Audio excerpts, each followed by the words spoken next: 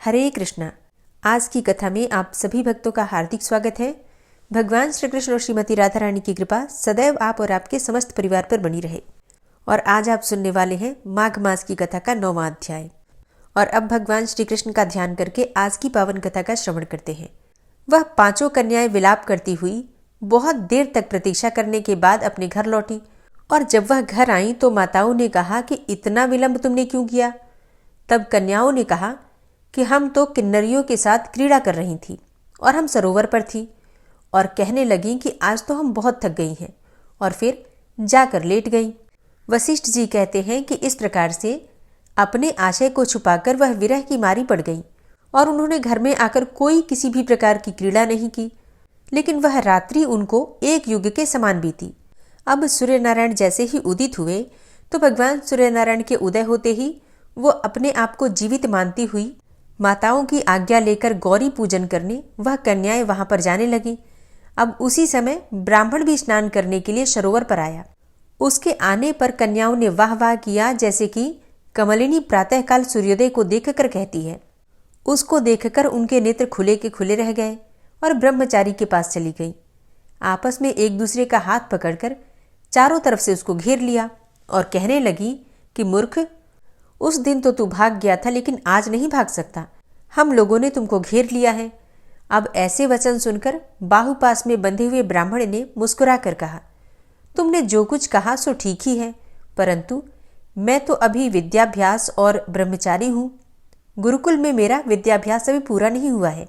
पंडित को चाहिए कि जिस आश्रम में रहे उसके कर्म का पालन करे, और इस आश्रम में मैं विवाह करना धर्म नहीं समझता। अपने व्रत का पालन करके और गुरु की आज्ञा पाकर ही मैं विवाह कर सकता हूँ, उससे पहले नहीं कर सकता। यह बात सुनकर वो कन्याएं इस प्रकार बोली जैसे कि वैशाख मास में कोयल बोलती है। वह कहने लगी कि धर्म से अर्थ और अर्थ से काम और काम से धर्म के फल का प्रकाश होता है। ऐसा ही पंडित लोग और शास्त्र भी कहते हैं। तो हम काम सहित धर्म की अधिकता से आपके पास आई हैं, सो आप पृथ्वी के सब भोगों को भोगिए। अब उस ब्राह्मण ने कहा कि तुम्हारा वचन तो बिल्कुल सत्य है, किंतु मैं अपने व्रत को समाप्त करके ही विवाह कर सकता हूँ, पहले नहीं कर सकता। तब वे कन्याएं कहने लगी कि तुम तो बड़े मूर्ख हो। अनोखी औषधि, ब्रह्म बुद्धि, रसायन सिद्धि, अच्छे कुल की सुंदर नारियां तथा मंत्र जिस समय भी प्राप्त हो रहा हो तब ही ग्रहण कर लेना चाहिए। ऐसे कार्य को टालना बिल्कुल भी अच्छा नहीं होता। केवल भाग्य वाले पुरुष ही प्रेम से पूर्ण, अच्छे कुल से उत्पन्न, स्वयं वर चाहने वाली कन्याओं को प्राप्त होते हैं। कहाँ हम अनोखी नारियां और कहाँ आप तपस्वी बालक। यह बेमेल का मेल मिलाने में विधाता की चतुराई ही है। इस कारण आप हम लोगों के साथ गंधर्व विवाह कर लीजिए। इनके ऐसे वचन सुनकर उस धर्मात्मा ब्राह्मण ने कहा कि व्रती रहकर इस समय विवाह नहीं करूंगा, मैं स्वयंवर की इच्छा नहीं करता। इस प्रकार उसके वचन सुनकर उन्होंने एक दूसरे का हाथ छोड़कर उसको पकड़ लिया। अब सुशील और सुस्वरा ने उसकी भुजाओं को पकड़ लिया और सुतारा ने उसका आलिंगन किया। फिर चंद्रिका ने उसका मुख चूम लिया, परंतु फिर उसने क्रोधित होकर उनको श्राप दिया कि तुम तो डायन की तरह मुझसे चिपटी हो, इस कारण पिशाचिनी हो जाओ। अब ऐसे श्राप देने पर वो उसको छोड़कर अलग खड़ी हो गई। उन्होंने कहा कि हम निरपराधियों को वृथा क्यों श्राप दिया। तुम्हारी इस धर्मज्ञता पर धिक्कार है। प्रेम करने वाले से बुराई करने वाले का सुख दोनों लोगों में नष्ट हो जाता है, इसलिए तुम भी हम लोगों के साथ पिशाच हो जाओ। तब वे आपस में क्रोध से उस सरोवर पर पिशाच पिशाचिनी हो गए और बस पिशाच पिशाचिनी कठिन शब्दों से चिल्लाते हुए अपने कर्मों को भोगने लगे। वशिष्ठ जी कहने लगे कि हे राजन, इस प्रकार वह पिशाच उस सरोवर के इधर उधर फिरते रहे। अब बहुत समय पश्चात मुनियों में श्रेष्ठ लोमश ऋषि पौष शुक्ला चतुर्दशी को उस अच्छोद सरोवर पर स्नान करने के लिए आए। जब क्षुधा से दुखी इन पिशाचों ने उनको देखा तो उनकी हत्या करने के लिए गोल बांधकर उनको चारों तरफ से घेर लिया। अब वे दिनिधि ब्राह्मण भी वहां पर आ गए और उन्होंने लोमश ऋषि को साष्टांग प्रणाम किया। तब वे पिशाच ऋषि के उस तेज के सामने ठहर न सके और दूर जाकर खड़े हो गए। ब्राह्मण वेदनिधि लोमश ऋषि से हाथ जोड़कर कहने लगे कि बहुत भाग्य से ही ऋषियों के दर्शन होते हैं। फिर उन्होंने गंधर्व कन्या और अपने पुत्र का परिचय देकर सब वृतांत सुनाया और कहा कि हे मुनिवर, यह सभी श्राप मोहित होकर आपके सम्मुख खड़े हैं। आज इन बालकों का निस्तार होगा जैसे कि सूर्योदय से अंधेरे का नाश हो जाता है।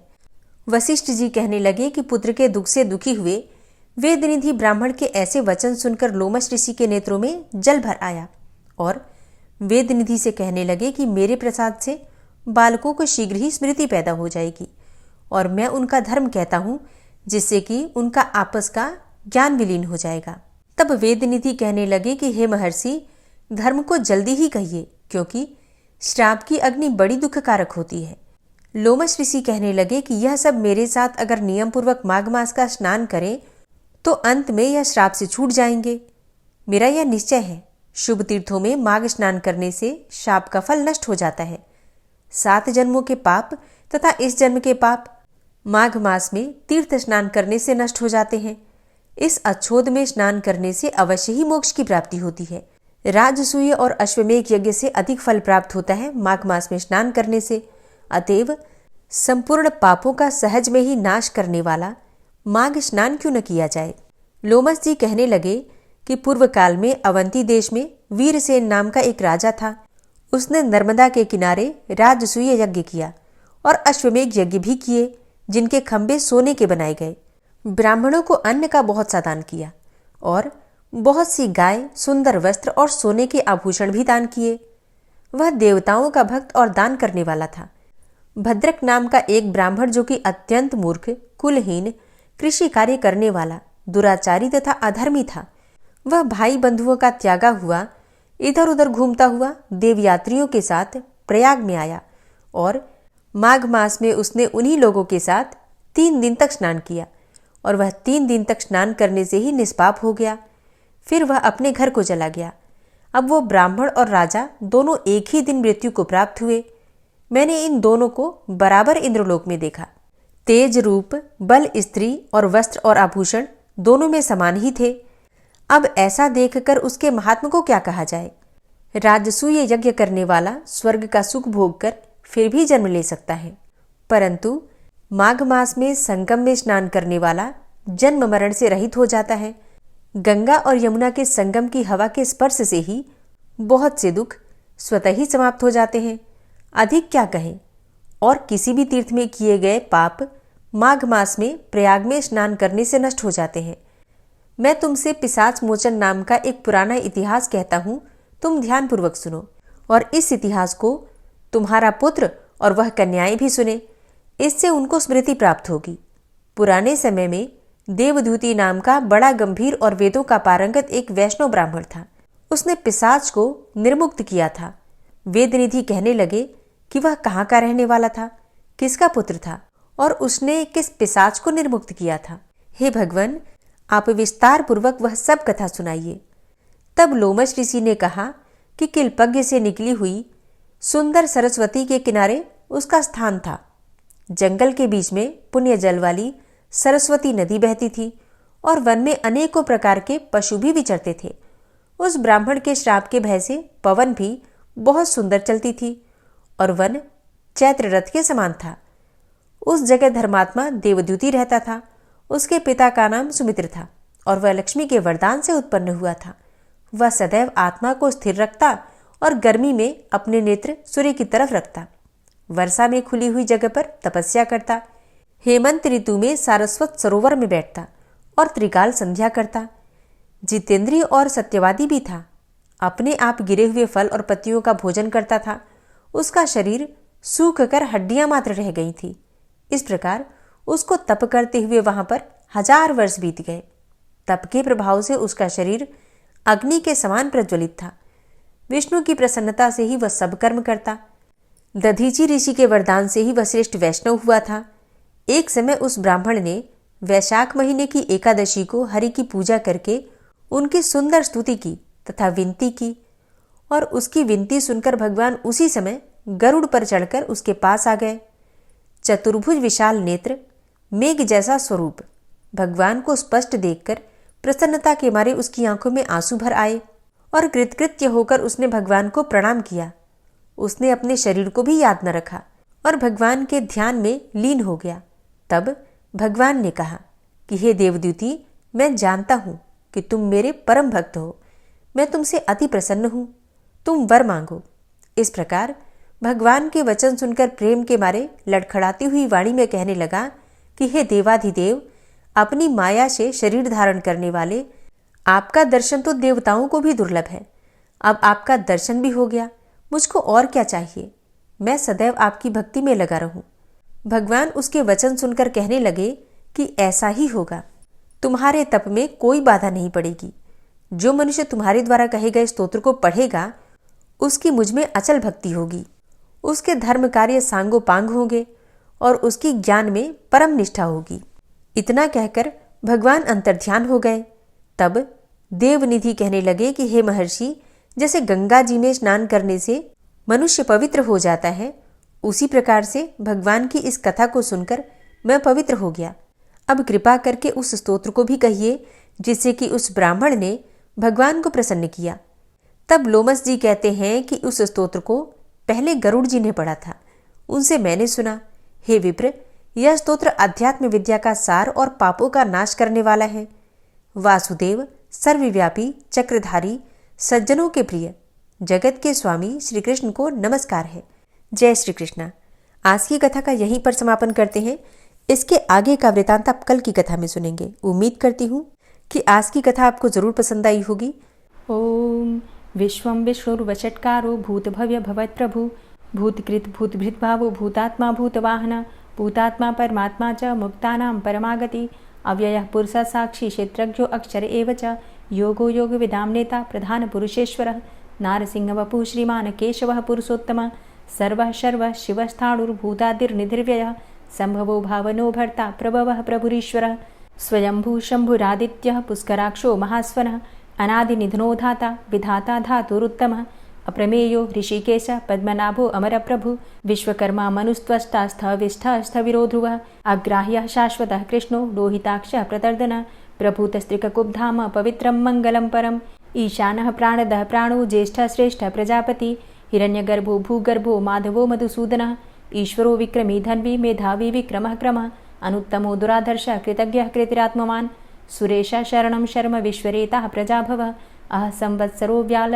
प्रत्ययः सर्वदर्शनः अज सर्वेश्वर सिद्ध सिद्धे सर्वादिर्च्युतः वृषाकपिर्मेयात्मा सर्वयोगविनिश्रितः वसुर्वसुमना सत्य समात्मा संमितः समः अमोघ पुण्डरीकाक्षो वृषकर्मा वृषाकृतिः रुद्रो बहुशिरा बभ्रुर्विश्वयोनिः शुचिश्रवः अमृतः शाश्वतस्थाणुर्वरारोहो महातपः सर्वगः सर्वविद्भानुर्विश्वक्सेनो जनार्दनः वेदो वेदविद्व्यङ्गो वेदाङ्गो वेदवित्कविः लोकाध्यक्ष सुराध्यक्षो धर्माध्यक्ष कृताकृतः चतुरात्मा चतुर्व्यूहश्चतुर्द्रष्टश्चतुर्भुजः भ्राजिष्णुर्भोजनं भोक्ता सहिष्णुर्जगदाति च अनघो विजयो जेता विश्वयोनिः पुनर्वसु उपेन्द्रो वामनः प्रांशुर्मोघः शुचिरुर्जितः अतीन्द्रः संग्रहः सर्गो धृतात्मा नियमो यमः वेद्यो वैद्यः सदा योगी वीरः माधवो मधु अतीन्द्रियो महामायो महोत्साहो महाबलः महाबुद्धिर्महावीर्यो महाशक्तिर्महाद्युतिः अनिर्देश्य वपुः श्रीमान् मेयात्मा महाधृतिर् महिश्वासो महीभर्ता श्रीनिवास सतां गति अनिरुद्ध सुरानन्दो गोविन्दो गोविन्दाम्पति मरीचिर्दमनो हंस सुपर्णो भुजगोत्तम हिरण्यनाभ सुतपा पद्मनाभ प्रजापति अमृत्यु सर्वदिक्सिंह संधाता सन्धिमानस्थिर अजो दूर्मर्षणः शास्ता विश्रुतात्मा सुरारिः गुरुर्गुर्तमो धाम सत्य सत्यपराक्रम निमिषो अनिमिषो श्रग्वी वाचस्पतिरुदारधि अग्रणिर्ग्रामणी श्रीमान् न्यायो नेता समीरण सहस्रमूर्धा विश्वात्मा सहस्राक्ष सहस्रपात् आवर्तनो निवृत्तात्मा संवृतः संप्रमर्दन अह संवर्तको वहनिर्निलोधरणीधरः सुप्रसादः प्रसन्नात्मा विश्वदृग् विशुभुग्विभु सत्कर्ता सत्कृतः साधु जहर्नुर्नारायणो नरः असंख्येयो अप्रमेयात्मा विशिष्टशिष्टकृच्छुवि सिद्धार्थ सिद्धसंकल्प सिद्धिदः सिद्धिसाधनः वृषाहि वृषभो विष्णुर्विष्पर्वा वृषोदरः वर्धनो वर्धमानश्च विविक्तः श्रुतिसागरः सुभुजो दूर्धरो वाग्मी महेन्द्रो वसुदो वसु नैकरूपो बृहद्रूप शिपिविष्टः प्रकाशनः ओजस्तेजो द्युतिधर प्रकाशात्मा प्रतापनः रिद्धस्पष्टाक्षरो मन्त्रश्चन्द्रांशुर्भास्करदुतिः अमृतांशुद्भवो भानु शशबिन्दुः सुरेश्वरः औषधं जगतः सेतु सत्यधर्मपराक्रमः भूतभव्य भवन्नाथ पवनः पावनो नलः कामः कामकृत्कान्तः कामः कामप्रदः प्रभु युगादिकृद्युगावर्तो नैकमायो महाशनः अदृश्यो अव्यक्तरूपश्च सहस्रजितनन्तजित् इष्टो अविशिष्ट शिष्टेष्ट शिखण्डी नहुसो वृष क्रोधः क्रोधकृत्कर्ता विश्वबाहुर्महीधरः अच्युतः प्रतितः प्राणः प्राणदो वासवानुजः अपां निधिर्धिष्ठानं प्रमत्तः प्रतिष्ठितः स्कन्दः स्कन्दधरो धूर्यो वरदो वायुवाहनः वासुदेवो बृहद्भानुरादिदेवः पुरन्दरः अशोकस्तारणस्तारः शूरः सौरिर्जनेश्वरः अनुकूलः शतावर्त पद्मी पद्मनिभेक्षणः पद्मनाभो अरविन्दाक्ष पद्मगर्भ शरीरभृत् महर्धिरिद्धो वृद्धात्मा महाक्षो गरुडाध्वजः अतुलः शरभो भीमो समयज्ञो हविर्हरि सर्वलक्षणलक्षण्यो लक्ष्मीवान् समितिञ्जयः वीक्षरो रोहितो मार्गो हेतुर्दामोदरः सः महीधरो महाभागो वेगवान् मिताशनः उद्भवः शोभणो देवः श्रीगर्भः परमेश्वरः करणं कारणं कर्ता विकर्ता गहनो गुहः व्यवसायो व्यवस्थानः संस्थानः स्थानदो ध्रुवः परर्थी परमस्पस्तुष्टः पुष्टः सुभेक्षणः रामो विरामो विरजो मार्गो नेयो नयोनयः वीरः शक्तिमतां श्रेष्ठो धर्मो धर्मविदुत्तमः वैकुण्ठः पुरुषः प्राणः प्राणदः प्रणवः पृथुः हिरण्यगर्भः शत्रुघ्नो व्याप्तो वायुरुधोक्षजः ऋतुः सुदर्शनः कालः परमेष्ठी परिग्रहः उग्रः संवत्सरो दक्षो विश्रामो विश्वदक्षिणः विस्तारस्थावरस्थाणु प्रमाणं बीजमव्ययम् अर्थो अनर्थो महाकोशो महाभोगो महाधनः अनिर्विण्णः स्थविष्टोऽभू धर्मयुपो महामख नक्षत्रनेमिर्नक्षत्री क्षमा क्षामः समीहनः यज्ञ इज्यो महेज्यश्च क्रतुसत्रं सतां गतिः सर्वदर्शी विमुक्तात्मा सर्वज्ञो ज्ञानमुत्तमं सुव्रतः सुमुखः सुष्मा सुघोषः सुखदः सुहृतः मनोहरो जित्क्रोधो वीरबाहुर्विदारणः स्वापनः स्ववसो व्यापी नैकात्मा नैककर्मकृत् वत्सरो वत्सलो वत्सी रत्नगर्भो धनेश्वरः धर्मगुप्त धर्मकृद्धर्मी सदसक्षरमक्षरम् अविज्ञाता सहस्रांसुर्विधाता कृतलक्षणः गभस्तिनेमिः सत्त्वस्थः सिंहो भूतमहेश्वरः आदिदेवो महादेवो देवेशो देवभृद्गुरुः उत्तरो गोपतिर्गोप्ता ज्ञानगम्यः पुरातनः शरीरभूतभृद्भोक्ता कपीन्द्रो भूरि दक्षिणः सोमभो अमृतपः सोमः पुरुजित पुरुषोत्तमः विनियोजयः सत्यसन्धो दाशाः सात्वतां पतिः जीवो विनयिता साक्षी मुकुन्दो अमितविक्रमः अम्भो निदृणन्तात्मा महोदधीशयोऽन्तकः अजो महारः स्वाभाव्यो जितामित्रः प्रमोदनः आनन्दो नन्दनो नन्दः सत्यधर्मा त्रिविक्रमः महर्षि कपिलाचार्यः कृतज्ञो मेदिनीपतिः त्रिपदस्त्रिदशाध्यक्षो महाशृङ्गः कृतान्तकृत् महावराहो गोविन्दः सुखेणः कनकाङ्गदी गुह्यो गभीरो गहनो गुप्तश्चक्रगदाधरः वेधा स्वाङ्गो अजितः कृष्णो दृढः सङ्कर्षणोच्युतः वरुणो वारुणो वृक्षः पुष्कराक्षो महामनाः भगवान् भगानन्दी वनमाली हलायुधः आदित्यो ज्योतिरादित्यः सहिष्णुर्गतिसत्तमः सुधन्वाखण्ड परशुर्दारुणो द्रविडप्रदः दिविस्त्रिक्सर्वदृग्व्यासो वाचस्पतिर्योनिजः त्रिसामासामगः साम निर्वाणं भेषजं भिषक् सन्न्यासकृच्छमः शान्तो निष्ठा शान्तिः परायणं शुभाङ्गः शान्तिदस्रष्टा कुमुदः कुवलेशयः गोहितो गोपतिर्गोप्ता वृषभाक्षो वृषाप्रियः अनिवर्ति निवृतात्मा संक्षेप्ता चेमकृच्छिवः श्रीवत्सवक्षा श्रीवास श्रीपति श्रीमतांबरः श्रीधर श्रीश श्रीनिवास श्रीनिधि श्रीविभावन श्रीधर श्रीकर श्रेय श्रीमान् लोकत्रयाश्रयः स्वक्ष स्वङ्ग शतानन्दो नन्दिर्ज्योतिर्गणेश्वरः विजितात्मा विधेयात्मा सत्कीर्तिश्छिन्न संशयः उदीर्णः सर्वतक्षशुर्निशः शाश्वतः स्थिरः भूषयो भूषणो भूतिर्विशोकः शोकनाशनः अर्चिष्मानर्चितः कुम्भो विशुद्धात्मा विशोधनः अनिरुद्धो अप्रतिरथ प्रद्युम्नो अमितविक्रमः कालिनेमि निहावीर शौरी शूरजनेश्वरः त्रिलोकात्मा त्रिलोकेशः केशवः केशिहारी कामदेवः कामपालः कामीकान्तः कृतागमः अनिर्देशवपुर्विष्णोर्वीरो अनन्तो धनञ्जयः ब्रह्मण्यो ब्रह्मकृद्ब्रह्मा ब्रह्म ब्रह्म विवर्धनः ब्रह्मविद् ब्राह्मणे ब्रह्मी ब्रह्मज्ञो ब्राह्मणप्रियः महाक्रमो महाकर्मा महातेजा महोरगः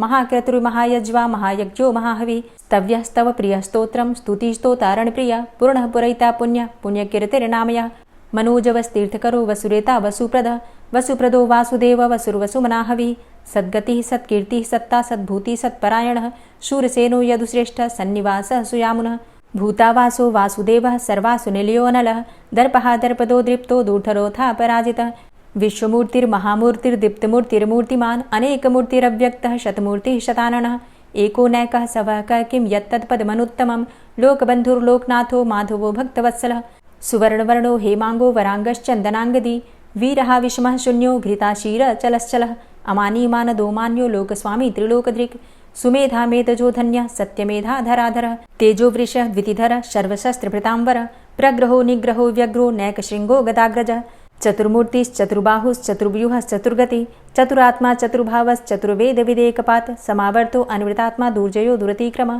दुर्लभो दुर्गमो दुर्गो दुरावासो दुरारिहा शुभाङ्गो लोकसारङ्गः शुतन्तुस्तन्तुवर्धन इन्द्रकर्मा महाकर्मा कृतकर्मा कृतागमः उद्भवः सुन्दरः सुन्दो रत्ननाभः सुलोचनः अर्को वाजसनः शृङ्गी जयन्तः सर्वविजयी सुवर्णबिन्दुरक्षोभ्य सर्ववागीश्वरेश्वरः महाह्रदो महागर्तो महाभूतो महानिधि कुमुदः कुन्दरः कुन्दः पर्जन्यः पावनोऽनिलः अमृताशो अमृतवपुः सर्वज्ञः सर्वतोमुखः सुलभः सुव्रतः सिद्धः शत्रुजित् शत्रुतापनः न्यग्रोधोदुम्बरो अस्वस्थश्चाणुरान्ध्रनिषूदनः सहस्रार्चिः सप्तजिह्वः सप्तैधा सप्तवाहनः अमूर्तिरणघो अचिन्त्यो भयकृद्भयनाशनः अणुर्बृहत्कृशस्थूलो गुणभृन्निर्गुणो महान् अधृतः स्वधृतः स्वास्य प्राग्वंशो वंशवर्धनः भारभृतिकथितो योगी योगी स सर्वकामदः आश्रमश्रमणः क्षामः सुपर्णो वायुवाहनः धनुर्धरोर्धनुर्वेदो दण्डोदमयितादमः अपराजितः सर्वसहो नियन्ता नियमो यमः सत्त्ववान् सात्विकः सत्यः सत्यधर्मपरायणः अभिप्रायः प्रियार्होर्हः प्रियकृत्प्रीतिवर्धनः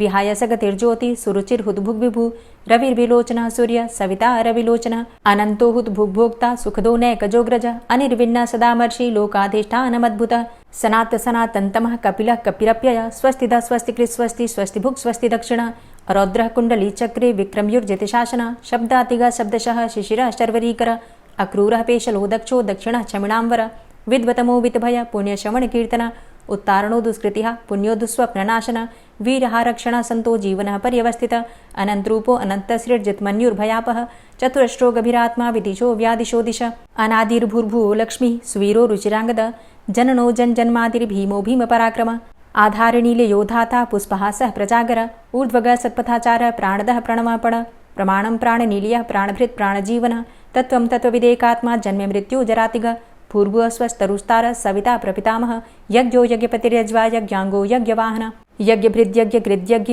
यज्ञभुग्यज्ञसाधनः यज्ञान्तिकृद्यज्ञ गुह्यमन्यमन्नादेव च आत्मयोनिः स्वयं जातो वैखानः सामगायनः देवकीनन्दनः स्रष्टा क्षितिसः पापनाशनः शङ्खभृन्नन्दकीचक्री शारङ्गधन्वा गदाधरः रथाङ्गपाणिरक्षोभ्य सर्वप्रहरणायुध ॐ नमः इति।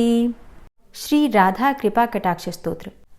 मुनीन्द्रवृन्दवन्दिते त्रिलोकशोकहारिणि प्रसन्नवक्त्रपङ्कजे निकुञ्जभूविलासिनी व्रजेन्द्रभानुनन्दिनी व्रजेन्द्रसूनुसङ्गते कदा करिष्यसि मां कृपाकटाक्षभाजनम् अशोकवृक्षवल्लरी वितानमण्डपस्थिते प्रवालबालपल्लव प्रभारुणान्ध्रिकोमले वराभयस्फुरत्करे प्रभूतसम्पदालये कदा करिष्यसि मां कृपाकटाक्षभाजनम् अनङ्गरङ्गमङ्गलं प्रसङ्गभङ्गुरं भ्रुवां सविभ्रमं ससम्भ्रमं दृगन्तबाणपातने निरन्तरं वशीकृत प्रतीतनन्दनन्दने कदा करिष्यसि मां कृपाकटाक्षभाजनम् तडित्सुवर्णचम्पकप्रदीप्तगौरविग्रहे मुखप्रभापरास्तकोटिसारदेन्दुमण्डले विचित्रचित्रसञ्चरच्चकोरशावलोचने कदा करिष्यसि मां कृपाकटाक्षभाजनम् मदोन्मदादियौवने प्रमोदमानमण्डिते प्रियानुरागरञ्जिते कलाविलासपण्डिते अनन्यधन्यकुञ्जराज्यकामकेलिकोविदे कदा करिष्यसि मां कृपाकटाक्षभाजनम् अशेषहावभावधीरहीरहारभूषिते प्रभूतशातकुम्भकुम्भकुम्भिकुम्भसुस्तनि प्रशस्तमन्दहास्यचूर्णपूर्णसौख्यसागरे कदा करिष्यसि मां कृपाकटाक्षभाजनम् मृणालवालवल्लरी तरङ्गरङ्गदौर्लते लताग्रलास्यलोलनीललोचनावलोकने ललल्लुलन्मिलन्मनोज्ञमुग्धमोहिनाश्रिते कदा करिष्यसि मां कृपाकटाक्षभाजनम् सुवर्णमल्लिकाञ्चितत्रिरेखकम्बुकण्ठगे त्रिसूत्रमङ्गलीगुणत्रिरत्नदीप्तिदीधिते सलोलनीलकुन्तलप्रसूनगुच्छगुम्फिते कदा करिष्यसि मां कृपाकटाक्षभाजनम् नितम्बबिम्बलम्बमानपुष्पमेखलागुणे प्रशस्तरत्नकिङ्किणीकलापमध्यमञ्जुले करीन्द्रशुण्डदण्डिकावरोह शोभगोरुके कदा करिष्यसि मां कृपाकटाक्षभाजनम्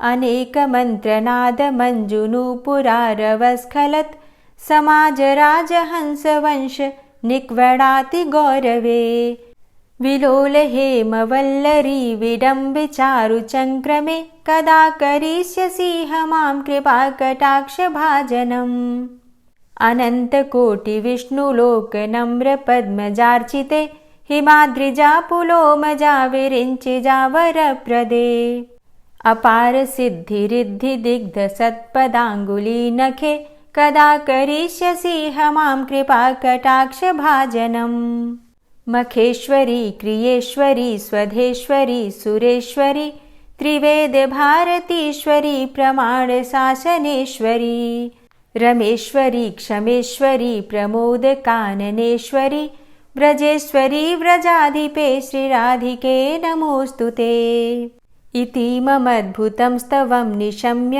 भानुनन्दिनी करोतु सन्ततं जनं कृपाकटाक्षभाजनम् भवेत्तदैव सञ्चितत्रिरूपकर्मनाशनं लभेत्तदा ब्रजेन्द्रसूनुमण्डलप्रवेशनम् जय जय श्री राधे, जय जय श्री राधे। दोस्तों, उम्मीद करती हूँ आज की कथा आपको ज़रूर पसंद आई होगी। तो अगर कथा पसंद आई हो तो वीडियो को लाइक ज़रूर किया कीजिए और अगर संभव हो तो वीडियो को ज़्यादा से ज़्यादा शेयर कीजिए। और हाँ, कमेंट बॉक्स में राधे राधे ज़रूर लिखा कीजिए। और जो भक्त इस चैनल पर पहली बार आए हैं, अभी तक आपने चैनल को सब्सक्राइब नहीं किया है, तो आज की वीडियो अगर आपको अच्छी लगे तो चैनल को सब्सक्राइब करके बेल आइकन को ज़रूर प्रेस कर लीजिए। इससे ये होगा कि इस चैनल पर जो भी नई वीडियो अपलोड होंगी उनकी नोटिफिकेशन आपको सही समय पर प्राप्त होगी। मिलती हूँ मैं आपसे अगली वीडियो में, तब तक के लिए जय श्री राधे।